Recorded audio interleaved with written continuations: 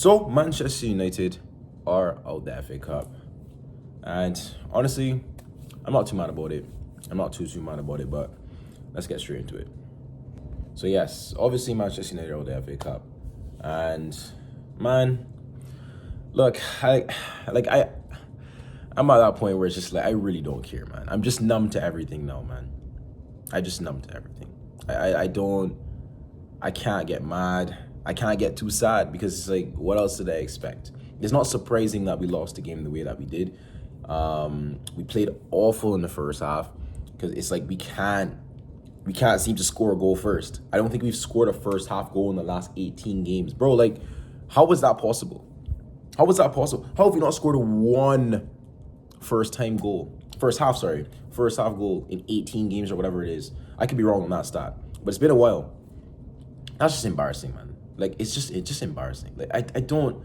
We're always on the battlefield. We're always trying to come back in the game. We're always trying to draw. We're always like, it's not good. It's not good for anything. Like, we're not playing well, and we're always chasing the game. When will we be able to like score first and take the initiative and let them come to us and try and break us down? You know what I'm saying? It's always us trying to break another team down, even if they're lower in quality. So it's just we're just out of place. It's just, I don't know, man. I keep saying I don't know. I don't know what we are right now, honestly. But to get realistic, let me get realistic. Yeah, so we played bad in the first half, and then we conceded right before halftime to Calvin Bassey again at Old Trafford. Similar to the first goal that we conceded from him last season, which is crazy, by the way. It's like completely different manager, and we're still conceding the same kind of goals. Like, what does that tell you? It's the same players, isn't it? So, you know what I'm saying? And then we go in the second half, and we come out a little bit different. Not too crazy. Obviously, we're not playing pretty football, but we're trying more. You know what I'm saying? The players are like, all right, we don't want to lose this game, so let's push. Get the goal from Bruno. Good finish, to be fair. Good finish. And we're thinking, all right, man, maybe we'll just scam another win here, like how we did against Leicester, where we played awful, we scammed the win in the end. But no, we just couldn't. We could not break Fulham down. We had opportunities, though. I can't say we couldn't break Fulham down. We had opportunities. There was one brilliant move from Zertsky. Ball over the top into Garnacho. And yes, Garnacho has pressure from the center back, but the finish and execution was just awful. It was just awful. And he hasn't scored under Amrin. That's like the last 18. He has not. That's crazy. He hasn't scored under Amrin. And talking all this online and people saying, oh, you can't talk about Garnacho like that. Oh, he's 20 years old. You're playing basically every single game. You've had opportunities to score, and you've put none of them in the back of the net. So you can't even say he's not having opportunities, not having chances, or anything like that. He's getting himself into positions and not scoring any of them.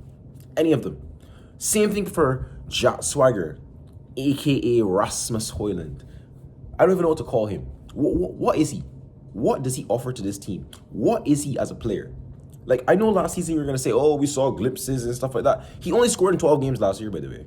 And he also went 0016 3 times, not even twice, 3 times. How do you go 16 plus games without scoring 3 times, bro? And we paid 72 million Great British pounds for this brother. It's just embarrassing at this point, man. I'm not trying to pile hate onto a player. This hate is justified, man. Like, this hate is justified. For what you, man, were saying last year about this guy, oh, man, he's the next Bucharest, and no, sorry, not even last year. When Amrin came in, people were saying that Højlund's going to be his Bucharest because he has that running power, and he'll score a lot of goals. No.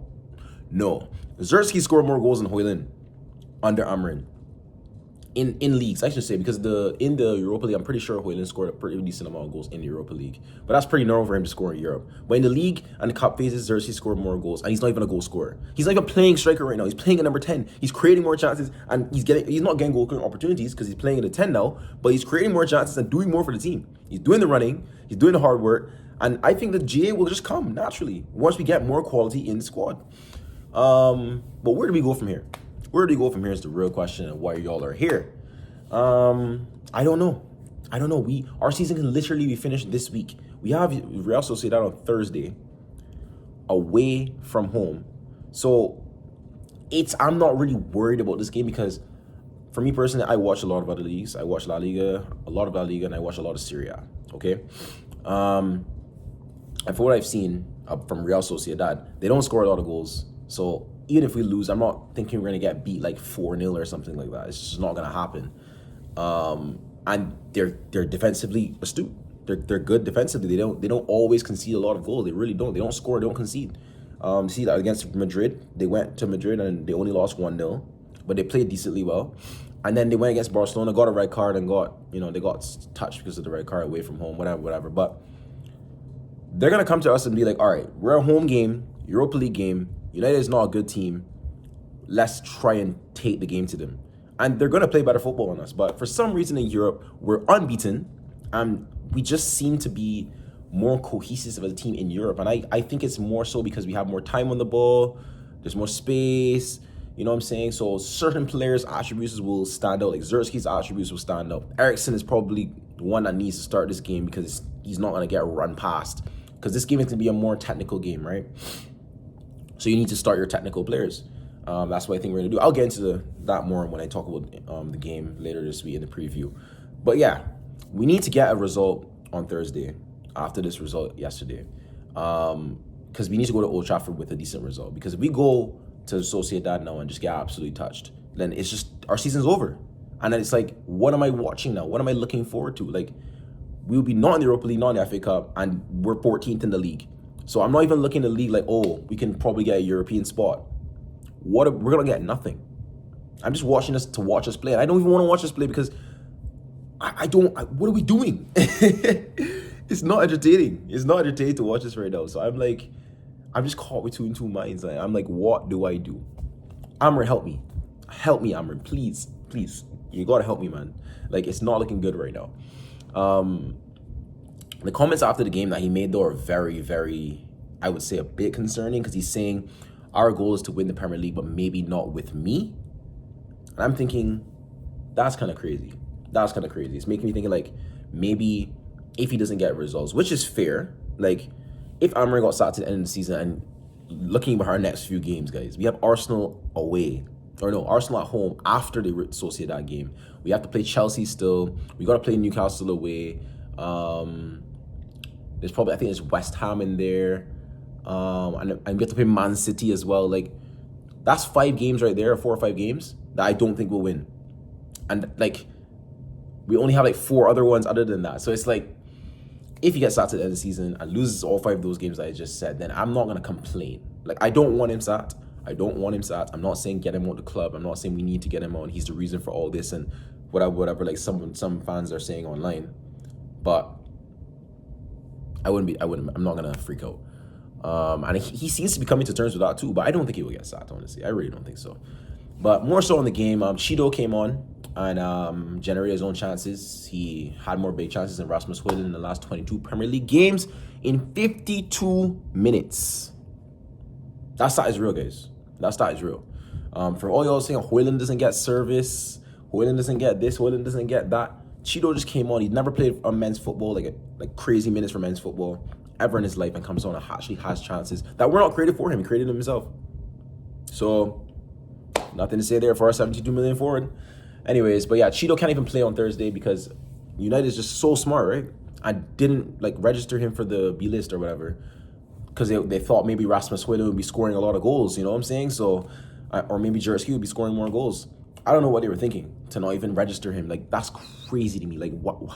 So I have to watch Rasmus Højlund again on Thursday. Nobody wants that. I don't want that. You don't want that. No one's eyes wants to see that right now. Put him on the bench. Keep him there. Like, I'd rather see just put Zerski up top and put Eriksen and Garnacho on either side of him and just rock with that. I don't want to see Højlund this weekend. He needs to be dropped right now, man. Like, I don't even care if we don't have any options. This brother needs to be dropped. I'm sorry. But yeah. Another player to talk about in that Fulham game would be Heaven made his debut as well. I think he did decent with his debut. Nothing too crazy, but he can roll with the squad. He'll get more appearances as the season goes on, so we'll see what he's really going to be looking like. I would love to have seen Seydou Kone, at least make an appearance, but he's not even on the bench. I would love to see him make an appearance this season. I actually think he's a good player. I really do rate him. I think he's a good youngster, man. So hopefully he can get somewhat in some first team minutes and maybe get integrated to the first team as the seasons go on. But yeah, we need a lot right now.